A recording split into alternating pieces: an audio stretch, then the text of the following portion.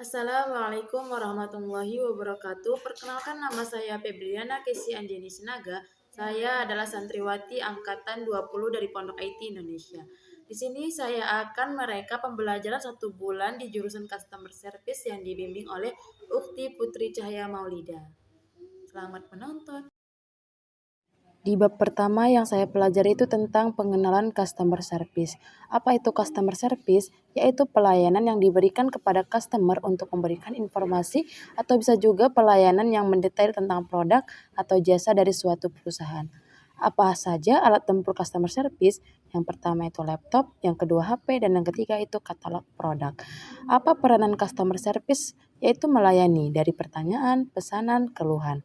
Dan dasar melayani calon pembeli itu dari menyapa, dua mengetahui produk knowledge, yang ketiga itu menggunakan emot, yang keempat itu yang tanya yang menang, dan yang kelima itu yakinkan calon pembeli. Poin utama customer service yaitu chat masuk, fast respon, meyakinkan, layanan yang terbaik, lalu closing. Job desk customer service yaitu 1. Melayani customer, 2. Memfollow up customer, 3. Mengisi data customer, 4. Membuat laporan setiap hari. Apa saja standar kecakapan jabatan customer service yaitu yang pertama kecakapan komunikasi, yang kedua itu keterampilan resolusi masalah, yang ketiga itu kecakapan personal, yang keempat itu pemahaman produk atau layanan, yang kelima itu kecakapan teknologi, yang keenam itu keterampilan manajemen waktu, yang ketujuh itu kepatuhan terhadap proses, yang kedelapan itu keterampilan adaptasi, yang kesembilan itu orientasi pelayanan, dan yang kesepuluh itu key performance indikator atau KPI. Dan di bab kedua, saya mempelajari tentang pengenalan closing. Apa itu closing? Yaitu mengarahkan calon pembeli untuk membeli dan memakai produk kita. Mengenal mindset closing. Closing itu sangatlah mudah bagi kita yang paham pola dan strateginya. Maka dibenerin dulu mindsetnya. Kalau perlu install dulu mindset yang positif di dalam otak kita lalu praktekkan. 5. Why closing? Kenapa closing? Yaitu yang pertama mengapa orang harus membeli produk kita, yang kedua itu kenapa mereka harus percaya kepada kita, yang ketiga itu apa alasan mereka harus beli sekarang, yang keempat itu kenapa orang lain tidak beli produk kita, yang kelima itu bagaimana cara agar mereka langsung merespon penawaran kita. Ada 4 karakter konsumen yang harus diketahui agar bisa closing, yaitu yang pertama buyer tipe asik, yang kedua itu buyer tipe biasa, yang ketiga itu buyer tipe cerewet, dan yang keempat itu buyer tipe nggak jelas. 5. Persiapan closing, yaitu yang pertama temukan hot button pada produk kita yang mencakup dream, need, dan pain. Yang kedua itu bangun kedekatan. Yang ketiga itu bangun kepercayaan, dan yang keempat itu gunakan 3 kata ajaib. Yang kelima itu ketahui ciri-ciri closing. SOP closing yaitu yang pertama akhiri setiap jawaban dengan pertanyaan, yang kedua itu sebut namanya, yang ketiga itu selipkan emot, yang keempat itu jika menjelaskan manfaat produk gunakan 3-in-1, yang kelima itu tunjukkan empati, yang keenam itu closing minimal 30% dari lead yang masuk. 10 teknik closing yaitu yang pertama ya buat calon customer menjawab ya sebanyak-banyaknya. Yang kedua itu yang tanya yang menang. Jangan berhentikan percakapan berakhir di kita.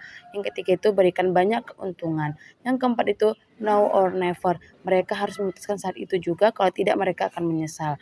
Yang kelima itu surprise, beri kejutan kepada mereka. Yang keenam itu metode harga coret. Yang ketujuh itu metode menjilat, katakan kepada customer kalimat yang baik dalam bentuk pujian, hebat, kita kagum, dan terkesan dengannya. Yang kedelapan itu tampak murah. Yang kesembilan itu todongkan, itu hadirkan rasa malu jika tidak membeli produk kita. Yang kesepuluh itu empati, tunjukkan kita bisa merasakan apa yang mereka rasakan. Intinya no effort, no sell. Di bab ketiga saya mempelajari tentang penolakan. 4 tips menghadapi penolakan.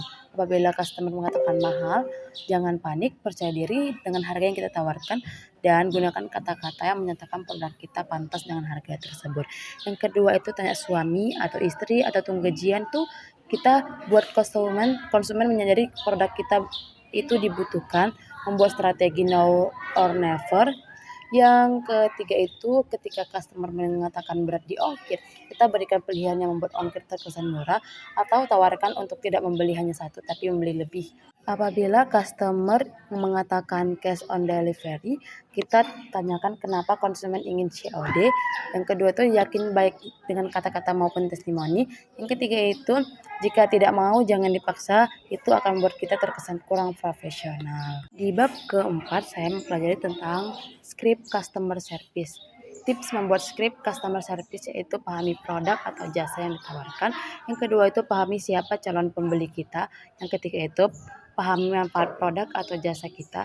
Yang keempat itu hubungkan manfaat produk atau jasa kita dengan dream, pain, and need. Yang kelima itu jangan gunakan bahasa terlalu kaku. Yang keenam itu selalu tutup dengan pertanyaan yang berhubungan dengan calon pelanggan. Di bab kelima saya mempelajari tentang follow up. Apa itu follow up? Yaitu melakukan kontak lanjutan kepada calon customer dengan cara dan metode tertentu supaya customer yang tadinya nggak jadi beli dan yang sudah beli jadi beli lagi. Ada dua jenis follow up, yaitu yang pertama follow up kepada customer yang no respon, berhenti di harga ongkir dan barunya nanya-nanya. Yang kedua itu follow up kepada buyer yang pernah beli sebelumnya. 5 teknik follow up, yaitu yang pertama ucapkan salam, yang kedua itu kalau masih belum respon, kasih pertanyaan berupa pilihan, yang ketiga itu asumsikan pasti beli, yang keempat itu tanyakan alasan beli, yang kelima itu bayang-bayangin terus. Apa saja skrip follow up secara brutal? Yang pertama menyapa, yang kedua itu berikan testimoni, yang ketiga itu berikan manfaat, yang keempat itu berikan manfaat dan doa, yang kelima itu kirim foto pengiriman paket, yang keenam itu foto produk dan modelnya, yang ketujuh itu promo besar-besaran. SOP follow up customer. 1. Melakukan follow up customer yang no respon 3 kali dalam sehari. Yang kedua itu melakukan follow up 7 hari berturut-turut dari awal chat masuk dengan skrip yang sudah ditentukan. Yang ketiga itu melakukan follow up awal bulan dengan skrip promo. Yang keempat itu closing rate follow up 20%. Dan di bab 6 saya mempelajari tentang komplain. Apa itu komplain? Yaitu suatu bentuk kekecewaan pelanggan atas tidak sesuai produk atau jasa dengan ekspektasi mereka. Apa cara menghadapi komplain? Itu yang pertama segera direspon, tidak usah takut, tidak usah berdebat, iakan saja dulu. Yang kedua itu minta maaf atas ketidakpuasan konsumen dan kasih penjelasan. Yang ketiga itu masa sih kak biasanya nggak gitu loh, mohon maaf banget ya. 4. Sungguh mereka membantu permasalahan konsumen. Yang kelima itu berikan bonus sebagai permintaan maaf. Dan di bab 7 saya mempelajari tentang broadcast. Apa itu broadcast? Broadcast WhatsApp adalah pesan massal yang dikirimkan dari WhatsApp ke banyak nomor dalam waktu yang bersamaan. Apa saja syarat broadcast? Yaitu yang pertama, simpan semua nomor yang ingin Anda kirim pesan. Yang kedua itu pesan hanya bisa dikirimkan ke 256 kontak. Yang ketiga itu jumlah pesan yang akan dikirim tidak dibatasi oleh WhatsApp. Namun mengirim pesan secara jumlah banyak dalam waktu yang singkat dapat berpotensi sebagai dianggap spam dan diblokir pihak WhatsApp. Di bab ke-8 saya belajar tentang WhatsApp marketing yaitu WhatsApp bisnis. 4 perbedaan WhatsApp marketing atau bisnis dengan WhatsApp personal itu yang pertama dari profil pengguna, yang kedua itu fitur label, yang ketiga itu otomatisasi pesan, yang keempat itu statistik pesan. Apa keuntungan menggunakan WhatsApp bisnis? Yaitu yang pertama business profile, yang kedua itu katalog, yang ketiga itu greeting message, yang keempat itu message, yang kelima itu quick replace, yang keenam itu label, yang ketujuh itu mengontrol iklan, yang kedelapan itu terkoneksi dengan Facebook dan Instagram, dan yang terakhir itu short link pendeknya ada.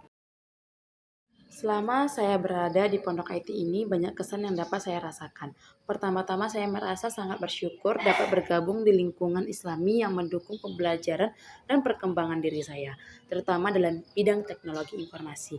Di sini saya dapat mempelajari banyak hal baru. Selain itu, saya juga sangat terkesan dengan kekompakan dan kebersamaan yang ada di pondok IT ini, para pengajar yang sangat profesional dan ramah, serta teman-teman sesama pelajar yang saling mendukung dalam proses belajar. Suasana yang penuh semangat dan kekeluargaan yang membuat saya semakin betah dan termotivasi untuk terus belajar. Pesan saya, semoga pondok IT ini terus berkembang dan menjadi tempat yang lebih baik lagi untuk generasi mendatang. Bagi teman-teman, mari kita terus tingkatkan kemampuan dan pengetahuan kita, serta jaga semangat belajar yang telah ditanamkan di sini. Terima kasih kepada semua pihak yang telah membantu dan mendukung saya selama di pondok IT ini. Semoga apa yang telah saya pelajari dapat bermanfaat di masa depan. Amin ya rabbal alamin. Dan saya akhiri dengan wassalamualaikum warahmatullahi wabarakatuh.